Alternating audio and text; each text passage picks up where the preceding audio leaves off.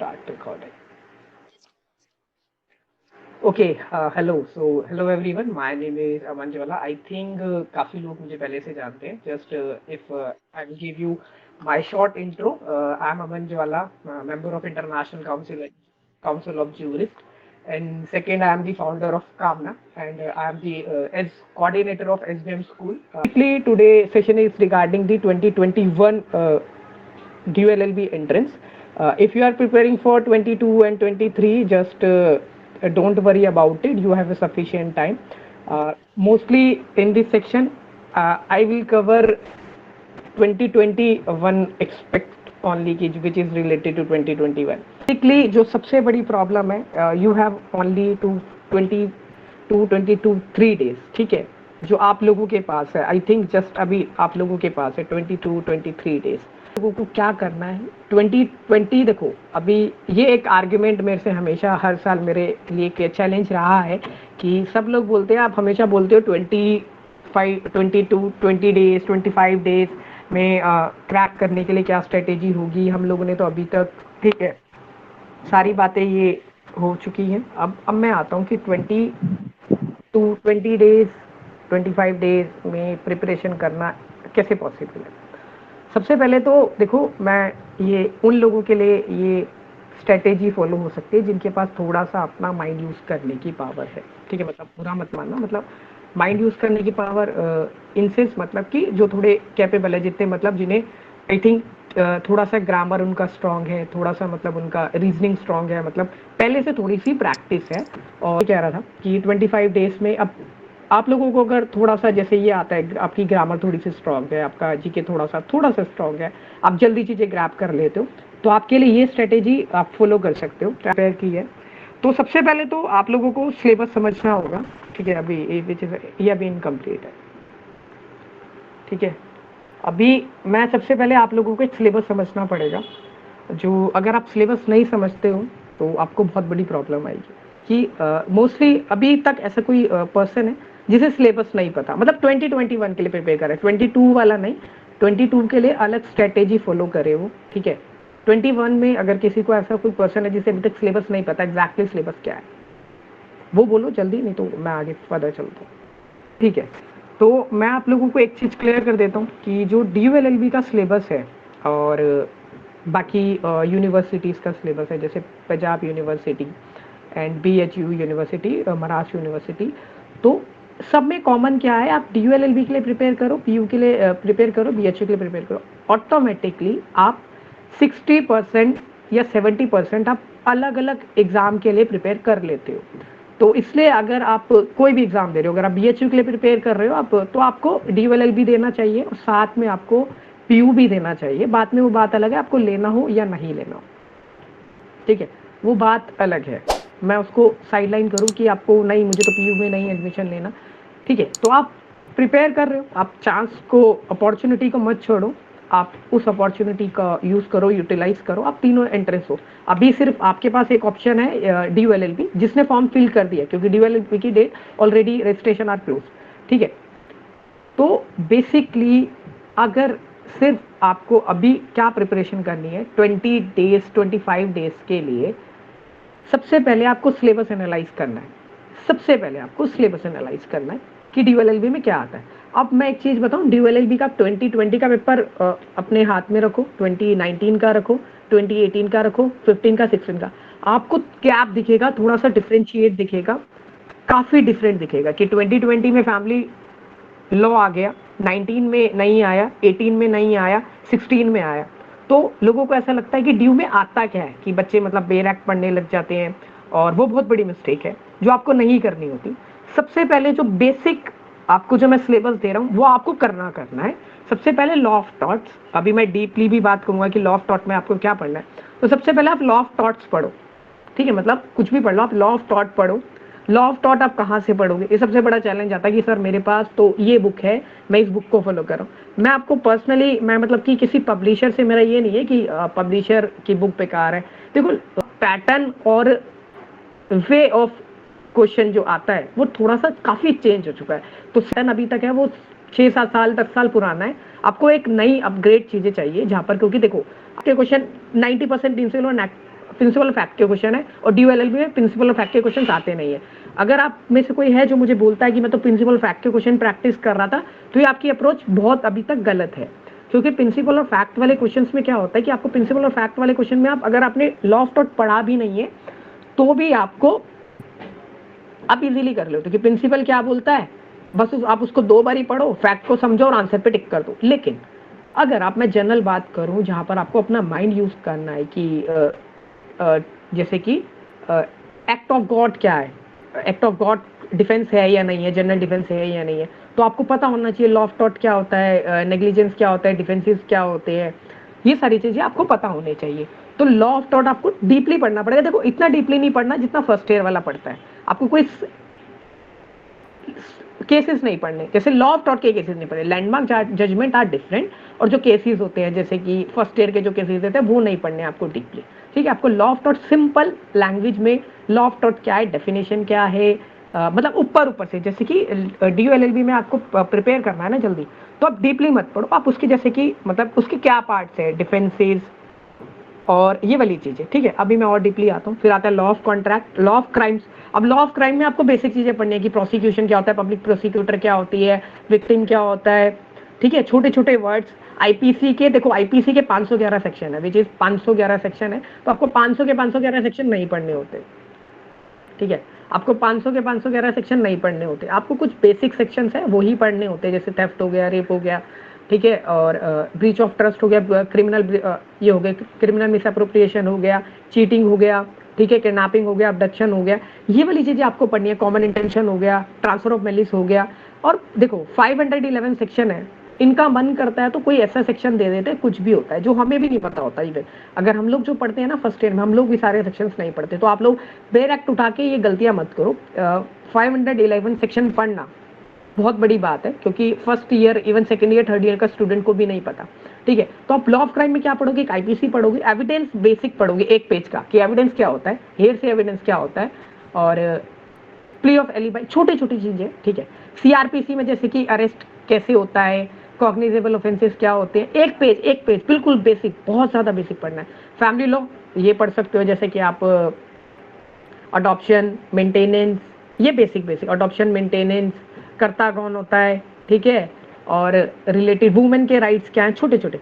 अब constitution of India, अब देखो मैं आप लोगों को बोलूँ ना, तो आप लोग ना जैसे बेसिक आप एक पैरामीटर ले सकते हो कि लॉ ऑफ टॉट में से 4 to 7 क्वेश्चन आ सकते हैं, लॉ ऑफ कॉन्ट्रैक्ट में 4 to 7, क्योंकि ऐसा ही होता है, 4, 5, 6, 7, 8 क्वेश्चन ही आते हैं। जरूरी नहीं है कि आपके 10-10 क्वेश्चन आ जाएंगे और आपको अगर आपने लॉ ऑफ टॉट किया 40 मार्क्स आ जाएंगे तो पूरे करोगे, ऐसा कुछ नहीं है। DOLLB का जो एंट्रेंस है, जो एग्जाम है, वो काफी डायनामिक है। कभी कभी क्या होता है, एक भी क्वेश्चन नहीं देते, पर्टिकुलर टॉपिक से हो सकता है आपको एक भी क्वेश्चन ना दे, तो ये बहुत बड़ा आपके लिए एक वॉर हो जाती है। तो इसलिए मैं कहता हूँ आप पर्टिकुलर इस वे में ना जाए कि देखो मैंने अगर कॉन्स्टिट्यूशन कर लिया तो 25 क्वेश्चन आएंगे ही आएंगे। मैंने अभी सिलेबस चेक किया, वेबसाइट पे शो कर रहा है 25 question from English, 25 question from constitution, which is incorrect. वो इनकरेक्ट है, आपने करना ही नहीं है, उस सिलेबस को फॉलो करें। अगर आप सिलेबस को फॉलो कर रहे हो तो 100% आपका एडमिशन नहीं होगा। आपने सिर्फ देखना है कि लॉ ऑफ थॉट में जो सिलेबस है आपने उसको कंप्लीट कर लिया हो, प्रैक्टिस कर ली हो, हर एक पर्टिकुलर पार्ट के अगर आपके 10-10, 20-20 क्वेश्चन भी कर लेते हो, ठीक है, वो आप इजीली कर सकते हो। Law of crime, family law, adoption, maintenance, ये वाली सारी चीजें करता basic reference. Constitution of India, काफी इसमें चीजें, हो सकता है आपके 10 क्वेश्चन भी हो जाए, हो सकता है आपके 28 क्वेश्चन भी आ जाए। तो DOLLB का पेपर अभी भी मैं कह रहा हूँ फिक्स नहीं है, ठीक है। International law, UN, international treaty, submits, ठीक है, आप करंट अफेयर्स भी इसके अंदर जो लेटेस्ट है। इंग्लिश के देखो 0 से लेके 4 क्वेश्चन, मतलब unseen passage, synonyms, English grammar correction, ठीक है, और इंग्लिश वाली चीज आती है। रीजनिंग में देखो आपकी बेसिक रीजनिंग है, ये आपकी कोई बैंकिंग लेवल वाली रीजनिंग नहीं है जहां पर आपको काफी ज्यादा आपको फाइट करने पड़े। जैसे फाइट मतलब कि आपको बहुत ज्यादा हार्ड लेवल की रीजनिंग मत कर लेना। अब क्या करो, DOLLB के लास्ट 10 ईयर के पेपर उठाओ, उसमें जिस लेवल की रीजनिंग दी हुई है उसी लेवल के ही आप क्वेश्चन करो, ज्यादा हाई लेवल के आप मत करो। ज्यादा से ज्यादा आपको करनी है तो MTS जो एग्जाम होता है SSC का, उसके लेवल तक के कर लो, उससे ज्यादा मत करो कि आप बैंकिंग लेवल के करो, तो रीजनिंग में फंसे रहे। क्वांट 0 क्वेश्चन से लेके 3 क्वेश्चन 4 क्वेश्चन, मतलब जैसे कि सिंपल इंटरेस्ट, कंपाउंड इंटरेस्ट, ये वाली चीजें आती है। फिर आती है भाई जनरल नॉलेज। देखो जनरल नॉलेज एक बड़ा पार्ट है, मैं सारी चीजें डिस्कस करूंगा डिटेल में। करंट अफेयर, आईपीआर, ये आपका बेसिक आपका सिलेबस है जो आपको कवर करना है, जो कि आपको कवर करना है। ये भी कवर करने के बाद मैं आपको एक चीज बताऊं, हो सकता है इससे 90% पेपर है। कितना परसेंट पेपर है? 90% पेपर। तो अगर आपको 90% पेपर में करने के बाद अगर 90% पेपर करने के बाद अगर आप 70% भी करेक्ट कर आते हो, you will get admission in DULLB 100%। 100% आपका एडमिशन होगा ही होगा, ठीक है? क्योंकि 70% आप करके आ रहे हो, उसमें से अगर आपका 64% 60% भी करेक्ट है, मतलब विच इज अराउंड मतलब 240 250 के आसपास अगर आपका ठीक है, तो आपका एडमिशन हो जाता है। Do you have any query related this syllabus? Just only for this syllabus, भैया ठीक है? आपने इंटरनेशनल लॉ में क्या सब टॉपिक्स बताए थे? इंटरनेशनल लॉ में जैसे कि आपके टॉपिक्स हो गए, यूएन हो गए, हेडक्वार्टर्स हो गए, लेटेस्ट करंट अफेयर्स हो गए, जैसे समिट हो गई, कॉन्फ्रेंस हो गए। इंटरनेशनल लॉ में या पढ़ते हुए चलोगे इंटरनेशनल लॉ से, आप ना क्या करना, जब आप इंटरनेशनल लॉ पढ़ोगे तो आप ना करंट अफेयर साथ साथ पढ़ना है इसके, कि इंटरनेशनल करंट अफेयर क्या, तब आपको ज्यादा समझ आएंगे कि यूएन सिक्योरिटी कैसे वर्क कर रहा है। देखो करंटली क्या हुआ, तालिबान वाला जो केस था अफगानिस्तान वाला, उसमें सिक्योरिटी यूएन का क्या रोल रहने वाला था, जनरल असेंबली का क्या रोल रहने वाला था, तो आप ज्यादा रिलेट कर पाओगे और आपको जल्दी ग्रैप होगा। देखो अब ठीक है, अब आईपीआर भी आपको डीपली नहीं पढ़ना, इतना आईपीआर भी आपको ऊपर ऊपर से पढ़ना है, ठीक है? अब देखो लॉ ऑफ टॉट की मैं बात कर रहा था, ठीक है? अब मैं, हाँ हाँ आकाश, प्रिंसिपल ऑफ फैक्ट के जो क्वेश्चन की प्रैक्टिस करनी है, नहीं करनी होगी, वो तो डायरेक्ट ही कर लेंगे यहीं पे। देखो मैं एक चीज बोलूंगा कि आप प्रिंसिपल ऑफ फैक्ट के क्वेश्चन की प्रैक्टिस करना चाहते हो, आपको लगता है आते हैं, तो आप ज्यादा से ज्यादा प्रिंसिपल फैक्ट के क्वेश्चन की प्रैक्टिस नहीं करनी है। आपने ज्यादा से ज्यादा 20 क्वेश्चन 30 क्वेश्चन इतनी ही करनी है। और आपका प्रिंसिपल फैक्ट का क्वेश्चन गलत हो रहा है ना, तो आपको परेशान नहीं हो रहा, आपने परेशान नहीं होना कि मेरा प्रिंसिपल ऑफ फैक्ट का क्वेश्चन गलत हो रहा है और आप उसी में लगे रहो कि ये क्वेश्चन गलत कैसे हो गया। प्रिंसिपल फैक्ट का क्वेश्चन रिपीट नहीं होगा। इवन प्रिंसिपल ऑफ फैक्ट वाले जो क्वेश्चन है उसमें कोई आपका माइंड यूज नहीं होता, आपका जो लिखा हुआ है आपको 2 बार आपने पढ़ना होता है, ठीक है? अब मैं सिलेबस, हिस्ट्री थोड़ा सा लेट हो तो मैं, देखो मैंने सिलेबस, हाँ हाँ जी शिवांगी, सर लेटेस्ट कब तक का करंट अफेयर्स कवर करने हैं? मैं एक एक टॉपिक से चलूंगा। मैं लॉ ऑफ टॉट की, मैं सिलेबस है, ठीक है? मेरी बात इतनी ध्यान से सुनो, ये सिलेबस है, इसके बाद मैं सिलेबस के डीपली जा रहा हूँ, ठीक है? तो आप लोगों को क्या करना है, जैसे कि लॉ ऑफ टॉट आप पढ़ रहे हो, तो टॉट क्या होता है, क्राइम क्या होता है, अभी मैं आऊंगा फैजा, मैं अभी आऊंगा जब क्राइम्स पे आऊंगा कौन से, ठीक हो? लॉ ऑफ टॉट है, पहली बात तो मैं बताऊं, लॉ ऑफ टॉट का कोई आपका बेरेक्ट नहीं होता, ठीक है? कोई भी आपका बेरेक्ट नहीं है, कोई भी आपके रूल्स नहीं है।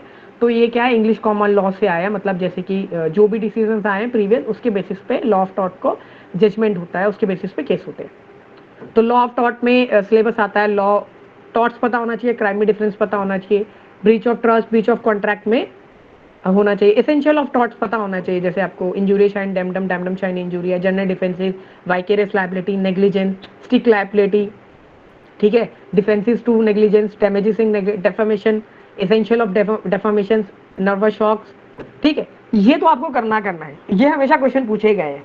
अगर आप 2020 पेपर आप देख रहे हो, 2022 का मतलब 2020 का, 2019 का, 2018 का, 2016 2013, तो आपको क्वेश्चंस मिलेंगे। ये तो बेसिक सिलेबस जो मैंने इसमें नोट डाउन किया है ना, वो मैंने आपको ऑलरेडी बता दिया कि आप इतना पढ़ने के बाद भी आप 85% 90% आप कवर कर पाओगे, और यही रियलिटी है। अगर आप सोचो ना कि मैं 100% पेपर, मुझे एग्जाम में क्या होगा, आप जितना मर्जी पढ़ लो, जितना मर्जी पढ़ लो, आपको 90% पेपर आता होगा, और 10% पेपर आप देख के घबरा जाओगे और फिर आप बोलोगे मुझे कुछ पेपर में नहीं आता। जस्ट कॉन्फिडेंस लूज नहीं करना हो, ठीक है? चलो जी, अब हम बात करते हैं कॉन्स्टिट्यूशन ऑफ इंडिया की। कॉन्स्टिट्यूशन ऑफ इंडिया के ज्यादा क्वेश्चन आते हैं, ये बात सच है। DULLB कॉन्स्टिट्यूशन पे ऐसे, DULLB का हाथ है कि हाँ कॉन्स्टिट्यूशन से हमने क्वेश्चन पूछने। अब मैं क्या बताऊँ आपको, क्या होता है कि कॉन्स्टिट्यूशन जैसी चीज ना, क्योंकि आपके साथ ना यूपीएससी वाले बच्चे भी पेपर देंगे, तो आप पहले से ही प्रिपेयर कर लो अपना माइंड कि आपके साथ वो बच्चा भी पेपर देने वाला है जो यूपीएससी का के लिए प्रिपेयर कर रहा है। वो बच्चा भी प्रिपेयर कर रहा है जिसकी एज 45 ईयर्स है, जिसने अपनी साल ग्रेजुएशन 20 साल पहले कंप्लीट कर ली और वो जॉब कर चुका है, उसके पास नॉलेज है, एक्सपीरियंस है, वो बच्चा भी आपके साथ पेपर देने वाला है। और आप फ्रेशली आप ग्रेजुएट हुए और आप भी पेपर दोगे, तो कॉन्स्टिट्यूशन से ये कम से कम मिनिमम मैंने देखा है बहुत सारी मेरे सीनियर्स हैं, उन्होंने अपनी वीडियोस में बोला है 25 क्वेश्चन है, ये ऐसे कर लो। उनका कहना भी ठीक है कि 25 क्वेश्चन आते हैं, इतने क्वेश्चन आते हैं, लेकिन मैं आपको सजेस्ट करूंगा कि आप ये चीज लेके मत चलना कि 25 क्वेश्चन आ जाएंगे। आप लेके चलना कि देखो 10 क्वेश्चन भी आ सकते हैं, 15 भी आ सकते हैं, 20 भी आ सकते हैं, 25 भी आ सकते हैं, लेकिन कॉन्स्टिट्यूशन में ये रहेगा आपका कि 40 मार्क्स से अबव आएगा। देखो हिस्ट्री ऑफ कॉन्स्टिट्यूशन कि देखो कॉन्स्टिट्यूशन कैसे बना, क्या कमिटीज थी, ठीक है, और जैसे कि इसके बाद क्या क्या कमिटीज थी, कौन कौन से एक्ट्स आए, रेगुलेटिंग एक्ट्स आया, ये वाली सारी चीजें आपको हिस्ट्री ऑफ कॉन्स्टिट्यूशन में पढ़े। कमिटीज का रिकमेंडेशन क्या था, सोर्सेज ऑफ कॉन्स्टिट्यूशन की, कॉन्स्टिट्यूशन ये क्वेश्चन पूछ लेते हैं, इंपॉर्टेंट है, सोर्सेज ऑफ कॉन्स्टिट्यूशन ये पूछ लेते हैं, ठीक है, सोर्सेज ऑफ कॉन्स्टिट्यूशन पूछ लेते हैं, लिस्ट ऑफ शेड्यूल्स की कौन से शेड्यूल्स में क्या है, प्रियम्बल ऑफ द कॉन्स्टिट्यूशन। देखो प्रियम्बल आप लोग ना, मैं बोलूंगा आपको एक बारी ना अपना थोड़ा सा मेमोराइज कर लेना, मतलब मैं रट्टा वर्ड यूज नहीं करूंगा, मेमोराइज कर लेना कि देखो उसमें क्या क्या वर्ड्स हैं। और दूसरी बात कि वर्ड्स कब ऐड हुए, इंसर्टेड कब इंसर्ट हुए, देखो क्या होगा, आप साथ साथ करते हुए चलोगे ना कि व्हेन इंसर्टेड, जैसे कि आपका सेक्युलर वगैरह वाले वर्ड्स कब हुए थे, तो आपको दो हेल्प मिलेगी इससे।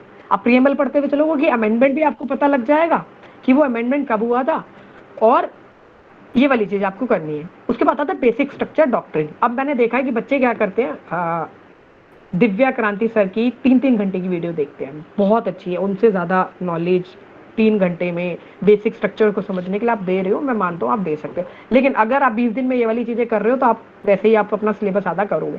तो आपको क्या करना है, बेसिक स्ट्रक्चर क्या होता है, एक छोटी सी डेफिनेशन, क्या केस है, जैसे कि मैं बताऊँ बच्चे क्या करते हैं, एक गलती करते हैं, या फिर सिर्फ केशवानंद भारती वाला दे दूंगा, मैं फाइल दे दूंगा, केशवानंद भारती वाला केस, मैं पूरा नहीं लिख रहा, भारती वाला केस देख लेते हैं।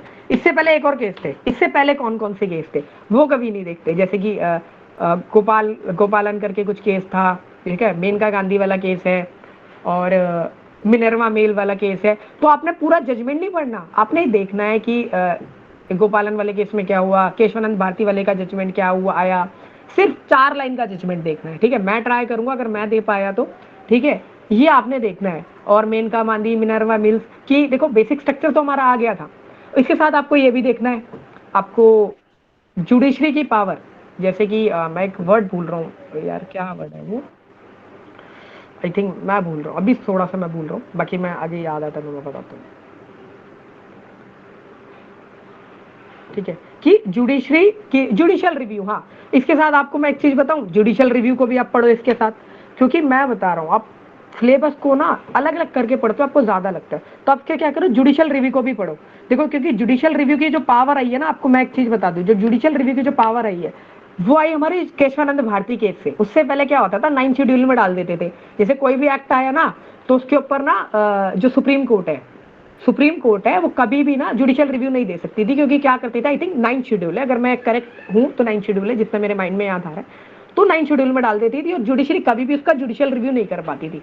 तो केशवानंद भारती केस से एक और चीज आई, आप लोगों को लगता है बेसिक स्ट्रक्चर आया, सिंपल आया, उसमें ये बता दिया प्रीएम्बल पार्ट है, लेकिन आपको और चीजें भी पता होनी चाहिए कि जुडिशियल रिव्यू की पावर आई है, ठीक है, ये वाली चीज भी है, जैसे जुडिशियल रिव्यू और भी चीजें हैं इसके साथ। केशवानंद भारती केस एक बहुत बड़ा केस था, लैंडमार्क जजमेंट था, और कितने बेंच, देखो जो केसेस है ना ऐसे, उसमें देखना कि कोरम क्या था, कौन कौन से जजेस थे, क्या रेशियो रहा था, ठीक है।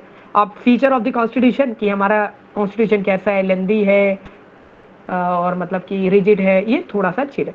अब सिटीजनशिप, देखो मैं आपको बोलूंगा सिटीजनशिप आप क्या पढ़ोगे, सिटीजनशिप एक्ट पढ़ोगे, साथ में जो आर्टिकल्स है सिटीजनशिप के वो पढ़ोगे, CAA वाली चीजें पढ़ोगे, NRC पढ़ोगे, ठीक है। और असम वाला ध्यान से पढ़ना, क्योंकि जो असम और वेस्ट बंगाल वाली चीज ज्यादा है इसमें, मैं आप लोगों को बता दूं, अगर आप CAA आपने पढ़ा हो तो असम प्लस वेस्ट बंगाल वाली चीजें ज्यादा हैं, क्योंकि CAA वाली के अलग रूल्स है वेस्ट असम में, और बाकी ऑल ओवर इंडिया थोड़ा सा डिफरेंशिएट है। और देख लेना किसके ऊपर एप्लीकेबल होता है और क्या कंटेंशन दिया है, ठीक है।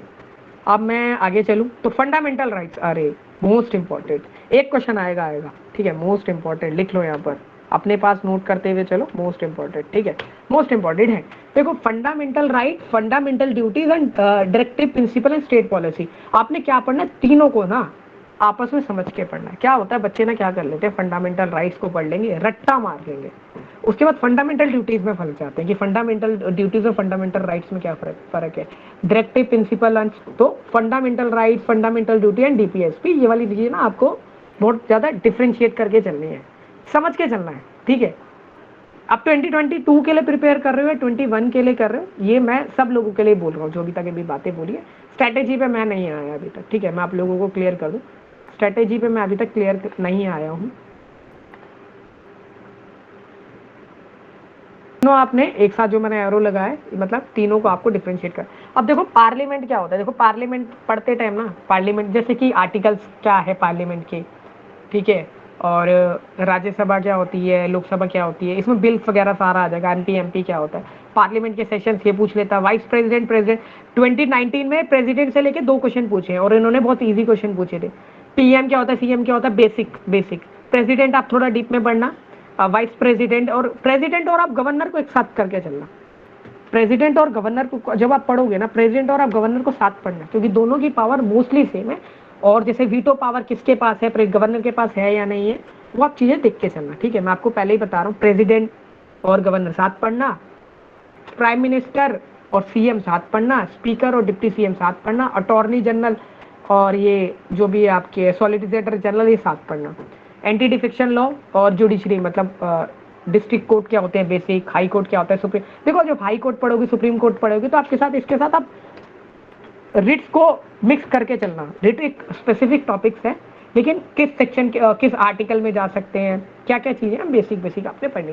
रिट्स को आपको थोड़ा ध्यान से पढ़ना है, क्या आर्टिकल्स है और कैसी कितनी टाइप की रिट्स है। तो रट्टा मत मारना कि सिर्फ प्रोड्यूस अ बॉडी हीवियस कॉर्पस, ये रट्टा मार लिया और खत्म हो जाएगा। डीपली पढ़ना, ठीक है। क्यू वारंटो आपने मान लिया किस अथॉरिटी से, इतना इतना पढ़ना होता तो DULLB का पेपर 20,000 30,000 जितने भी बच्चे देते हैं वो क्लियर कर लेते हैं। तो थोड़ा अपने आप को नया और अपडेट करो, सोचो दिमाग से कि रिट में क्या चीज़ है, थोड़ा डीपली, ठीक है। PIL public interest litigation, commission मतलब कि क्या क्या कमीशन अभी तक बनी है, constitutional body, non constitutional body, emergency provision is most important, आता क्वेश्चन है, amendment, supreme court landmark judgement, bills and acts, ठीक है। मैं नोट करता हुआ चलता हूँ, ठीक है। जैसे कि आपको मेंस रिया पता होने चाहिए, एलिमेंट ऑफ मेंस रिया पता होने चाहिए, कॉमन इंटेंशन, सिमिलर इंटेंशन, ठीक है। रिलेटेड सेक्शंस पता होना चाहिए, जैसे कि मेंस रिया, ठीक है, मैं जल्दी जल्दी लिख रहा हूँ, मेंस रिया, एक्टस रिया, कॉमन इंटेंशन, ठीक है, इससे रिलेटेड सेक्शंस, सेक्शन रिलेटेड, ठीक है।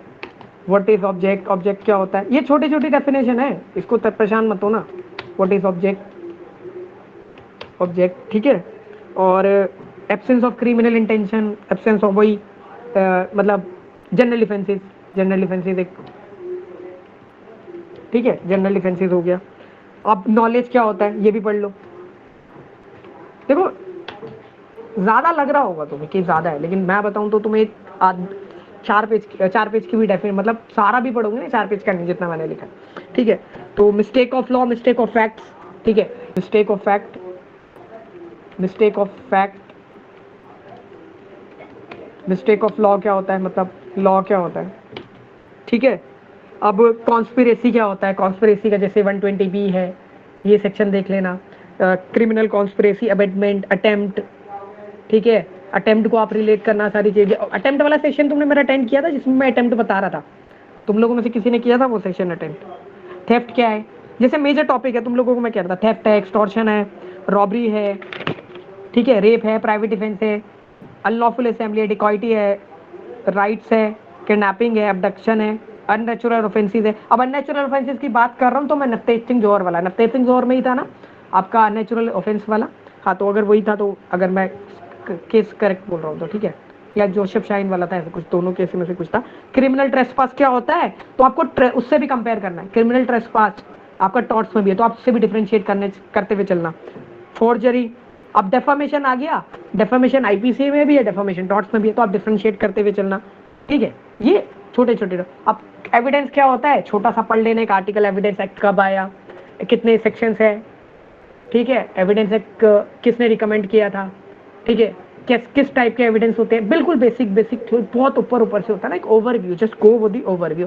CRPC के अंदर कैसे अरेस्ट कैसे होता है, कॉग्निजेबल ऑफेंसेस क्या होते हैं, नॉन कॉग्निजेबल ऑफेंस क्या होते हैं, बेलेबल क्या होता है, नॉन बेलेबल क्या होता है, और क्या बोल सकते हैं, हाँ, वुमेन को कब अरेस्ट कर सकते हैं, मेंटेनेंस वाला पढ़ लेना 125 CRPC किस में ले सकते हैं वो फैमिली, हाँ हाँ। सर ये जो आपने टॉपिक्स बताए हैं इन सब के सेक्शंस भी सब में देखो जो जो मैंने बोला है ये तो सेक्शन छोटे छोटे से ही आपको 511 लर्न नहीं करे, जैसे फोर्जरी है, रॉबरी है, डिकॉइटी है, थेफ्ट है, रेप है, ये तो सेक्शन है 375 378, ये तो कॉमन सेक्शन है जो अभी तक आते हैं ड्यूअल एलबी में, इनसे क्वेश्चन पूछे गए। ठीक है, अब लॉ ऑफ कॉन्ट्रैक्ट की मैं बात करूं, ठीक है, नोट डाउन करते हुए चलो कि नोट डाउन करते हुए आप चलिए एक छोटा छोटा एविडेंस के सारे सेक्शन नहीं भाई, सेक्शन किसी के भी आपको सारे नहीं पढ़ने हैं, अपने बेसिक बेसिक पढ़ना, आप पढ़ भी नहीं पाओगे ना। सर सेक्शन नंबर पूछ रही थी मैं कि मैं नंबर सेक्शन, जो है उसका वो लर्न करने हैं कि कौन सा हाँ नंबर किसका है। हाँ, जैसे रेप 375 है, और ये है जो बेजर बेजर है, रॉबरी है, डिकॉइटी है, ये सारे आपने पढ़ने हैं थोड़े थोड़े। ठीक है, अब टाइप्स ऑफ कॉन्ट्रैक्ट, एग्रीमेंट क्या होता है, ठीक है, एग्रीमेंट क्या होता है, ठीक है, कॉन्ट्रैक्ट क्या होता है। अब देखो एग्रीमेंट क्या होता है, कॉन्ट्रैक्ट क्या होता है, टाइप्स ऑफ कॉन्ट्रैक्ट क्या होते हैं। अब मेरी एक पीडीएफ होगी आपके पास, DU L L B suggestion letter by Manju वाला, उसमें मैंने सारी चीज़ें लिखी हुई है। टाइप्स ऑफ कॉन्ट्रैक्ट हो गया, ठीक है, और डिफरेंस बिटवीन, ठीक है, डिफरेंस बिटवीन हो गया आपका एग्रीमेंट और उसका, सारी चीजें मतलब डिफरेंस बिटवीन हो गया। टाइप्स ऑफ ऑफर हो गए, टाइप्स ऑफ एक्सेप्टेंस हो गई, कम्युनिकेशन ऑफ द ऑफर हो गया, communication acceptance of the communication of the acceptance हो गई। कैपेसिटी टू कॉन्ट्रैक्ट, ये हमेशा पूछता है कि कौन किस पर्सन के पास कैपेसिटी है कि वो कॉन्ट्रैक्ट कर सके, ये आपने देना देना, ठीक है, ये बहुत इंपॉर्टेंट है, कैपेसिटी टू कॉन्ट्रैक्ट।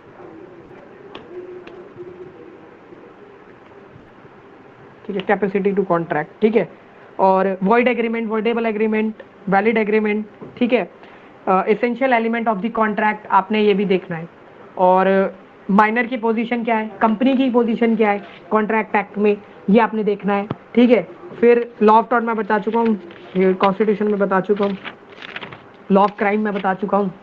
ठीक है, अब मैं बात करूँ दोबारा, मैं ऊपर वाले सिलेबस पे आ जाता हूँ। जैसे कि देखो मैं आप लोगों को एक सिंपल सी बात बोलता हूँ, मैं इसको ज़्यादा डीपली खींचूंगा नहीं। फैमिली लॉ में आप ये पढ़ लो बेसिक क्या होता है, जैसे कि कर्ता क्या है, सक्सेसर क्या होते हैं, हायर्स क्या होते हैं, ठीक है, लीगल हायर्स क्या होते हैं, फुल ब्लड क्या होता है, हाफ ब्लड क्या होता है, बेसिक अडॉप्शन क्या होता है, मेंटेनेंस कहाँ दिया जाता है, woman, Hindu woman can adopt a child और नॉट, हिंदू मेल, मेल की क्या पोजीशन है। ठीक है, फिर मुस्लिम को भी आपको टच करना पड़ेगा कि इद्दत पीरियड क्या होता है, वक्फ बोर्ड क्या होता है। तो बेसिक बेसिक बेसिक बेसिक आप चीज़ें करते हुए चलेंगे। ठीक है, थैंक यू फैजा फॉर, ठीक है। इंटरनेशनल लॉ क्या होता है, जैसे कि इंटरनेशनल लॉ में देखो मैं आपको इंटरनेशनल लॉ की एक बात बताऊं कि इंटरनेशनल लॉ इन लोगों ने ज़्यादा देने लग गई, मतलब इन्होंने एक्सटेंड कर दिया, थोड़ा सा ज़्यादा देने लग गए। जैसे कि ये लोग हेडक्वार्टर्स पूछ लेते हैं, अब हेडक्वार्टर्स पूछ लेते हैं, और इंटरनेशनल लॉ के बारे में जैसे कि प्राइवेट इंटरनेशनल लॉ क्या है, पब्लिक इंटरनेशनल लॉ क्या है, एजेंसीज क्या है। अब आप इंटरनेशनल जो पढ़ोगे ना तो उसमें एजेंसीज है, कुछ उसके मेन हेडक्वार्टर्स है, कुछ उसके फंड्स हैं, तो ये डिफ्रेंशिएट करके चलना कि उन तीनों में क्या डिफरेंस है, वो करते हुए चलोगे तो आपको ज़्यादा चीज़ें क्लियर होगी। ठीक है, तो आपने क्या करना है, इंटरनेशनल लॉ जो आप पढ़ोगे ना, तो इंटरनेशनल लॉ के साथ ना आप इंटरनेशनल लेटेस्ट न्यूज़ आप करते हुए चलना, नहीं तो आप अगर अलग करोगे तो आपको वैसे ही समझ नहीं आएगी कि क्या बात हो रही है। तो क्या करना, आप इंटरनेशनल लॉ जिस दिन भी उठाओ सबसे पहले पढ़ना what is different between national law और इंटरनेशनल लॉ, म्युनिसिपल लॉ, ये वाली चीज़ एक एक लाइन की पढ़ते हुए चलना। फिर उसके बाद आप पढ़ना कि यूएन पढ़ लेना, यूनाइटेड नेशन क्या है, क्या ऑर्गन्स है, कब स्टैब्लिश हुआ, लीग ऑफ नेशंस क्या था। अगर मैं एक क्वेश्चन पूछूं, अगर मैं ये क्वेश्चन अगर आप आंसर नहीं दे पा रहे हो तो मुझे आप लगता है कि आपने जो प्रिपरेशन की है थोड़ी सी उसमें करेक्शन करने की जरूरत है। तो एक यूएन का ऐसी कौन सी बॉडी है जो 3 ऑर्गेनाइजेशन से लिंक होती है, विच इज एम्प्लॉयर से, एम्प्लॉय से, और एक ILO, international labour organisation. International labour labour organisation. Organisation. Tripartite है। ठीक है, तो तुम लोग, हाँ मतलब निकिता को तो आंसर आता होगा, ये तो श्योरिटी थी। तो ये वाली चीज है कि ऐसा क्वेश्चन पूछ लेते हैं, 2020 में पूछा और बच्चे गलत कराए। ठीक है, अब जैसे कि ब्रिटेन वुड्स सिस्टर क्या है, तुम किसको ये आंसर बता दो मुझे, ब्रिटेन वुड्स सिस्टर कौन कौन से हैं। World bank and IMF। ये तो मुझे पता था, आता होगा। बेसिकली तो मैं तुम्हें बताऊं तो तुम लोग डीपली थोड़ा सा पढ़ना स्टार्ट करो। DLLB वाले, मैं एक वर्ड बोलूंगा कि बेवकूफ़ नहीं है वो ऐसा बच्चा पेपर नहीं बनाएंगे आपके लिए कि जाओ और आप एडमिशन ले लो। DLLB की एक यही DLLB को अलग करता है बाकी यूनिवर्सिटी से कि वहाँ पर आपसे पहले से ही सोचा जाता है कि देखो आप प्रिपेयर ऐसे करके आ रहे होगे कि आप ऊपर ऊपर से नहीं पढ़ के आए, लेकिन क्या कर सकते हैं कि बच्चों की मिस्टेक यही होती है कि दे जॉइंड अ मल्टीपल ग्रुप्स और उनमें से बोल दिया जाता है ऐसे कर लो ऐसे कर लो।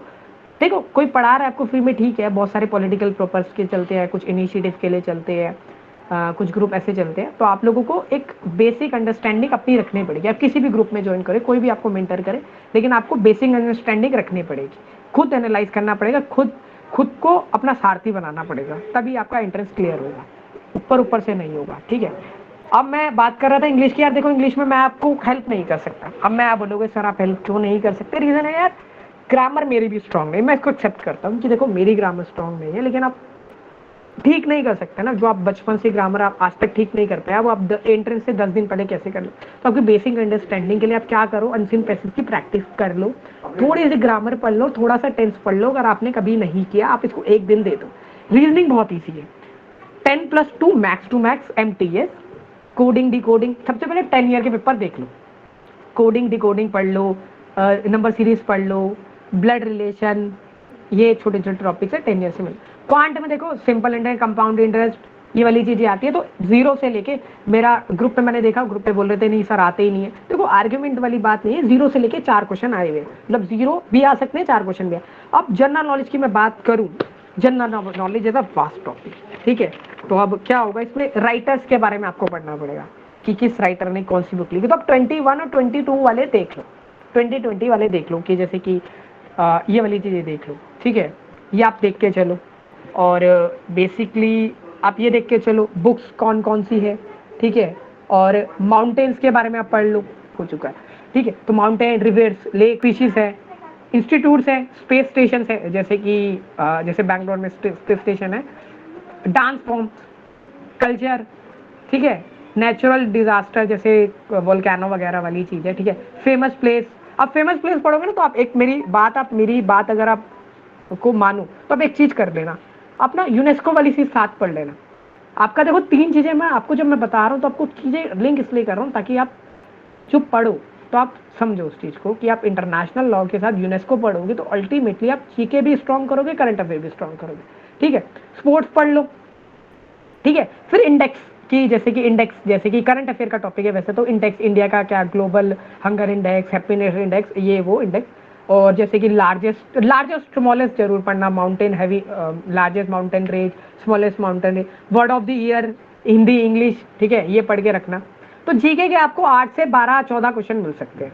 Now I am coming the topic to the which is a current affair, which is a very important, and वो आपका सबसे बड़ा टॉपिक है, कितने साल का करें। देखो जी धोखा होता है करंट अफेयर में, धोखा वर्ड मैं इसलिए यूज कर रहा हूँ, पीयू का बच्चों ने पेपर दिया, मैंने प्रिपरेशन कराई, करंट अफेयर पूछे गए 16 का, 15 का, 2015, 16 का, क्या ही तुम एक्सपेक्ट करोगे इनसे कि क्या दे रहे हैं। तो करंट अफेयर ऐसा नहीं है कि एक दिन में पढ़ के आप पास हो जाओगे, लेकिन स्टैटिक्स है, आप यूट्यूब पे जाओ, जो होती है ना स्टडी IQ है, वाईफाई स्टडी है, ये हजार क्वेश्चन वाली वीडियोस कराते हैं, उनकी वीडियोस देख लो, तुक्का लग गया तो 10 क्वेश्चन भी मिल जाएंगे, तुक्का लगा तो 10,000 क्वेश्चन कर लो, एक भी क्वेश्चन नहीं मिलेगा। तो आपने क्या करना है, 1 साल के मिनिमम वर्ड मैंने इसलिए यूज कर दिया क्योंकि 2020 के भी क्वेश्चन दे देंगे तुम्हें ये। तो 2020 का मैं बोलूंगा अपना जब भी करंट अफेयर प्रिपेयर करो, ऐसा करो कि जितना भी 2020 का प्रिपेयर है तो आप लास्ट अक्टूबर से लेके इस अगस्त मंथ भी अगर आप हटा दो अगस्त तक, लेकिन लेके चलो, अगस्त आप कर लो, इतना आप करके चलो, 11-12 महीने जो भी 10 महीने वो आप लेके चलो, ताकि आपकी बेस्ट प्रिपरेशन हो। इसमें national news, international news, submits, international conference, कोई डील्स, कोई भी आपकी न्यू ट्रीटी, सारी आपकी कवर हो जाने चाहिए, ठीक है। अब मेरी बात समझ गए आप। इकोनॉमी, कोई भी इकोनॉमिक्स रिलेटेड, अवार्ड रिलेटेड, किस हीरो को कोई अवार्ड मिला है, ठीक है, भारत रत्न, ये वाले अवार्ड्स भी आपको देखने हैं। हेड ऑफिस, हेडक्वार्टर्स, ये भी देख के चलना, ठीक है। स्पोर्ट्स देख के चलना, टोक्यो जो भी ओलंपिक्स हुआ है और इससे पहले जो भी हुआ है, इस ईयर के इंपॉर्टेंट हो जाते हैं, लास्ट ईयर के भी इंपॉर्टेंट हो जाते हैं, ठीक है। क्रिकेट देख के चलना, सोकर देख के चलना, गेम्स देख के चलना, ठीक है। इंटरनेशनल ऑर्गेनाइजेशन से रिलेटेड वाली न्यूज़ आपने छोड़नी नहीं है, वो आपने पढ़नी है उसके साथ ही, ठीक है। इंटरनेशनल इंडेक्स, ठीक है, हो गया। मोस्ट प्रोबेबली IPR में आपने क्या पढ़ना है, देखो जी बिल्कुल बेसिक पढ़ना है। IPR क्या होता है, जॉब लीगल इंडिकेशन क्या है, पेटेंट क्या है, ट्रेडमार्क क्या है, और जो भी which is related to the IPR topics, you can go through that topics also. Now I think I have covered mostly all syllabus, entire syllabus in very short. ठीक है, देखो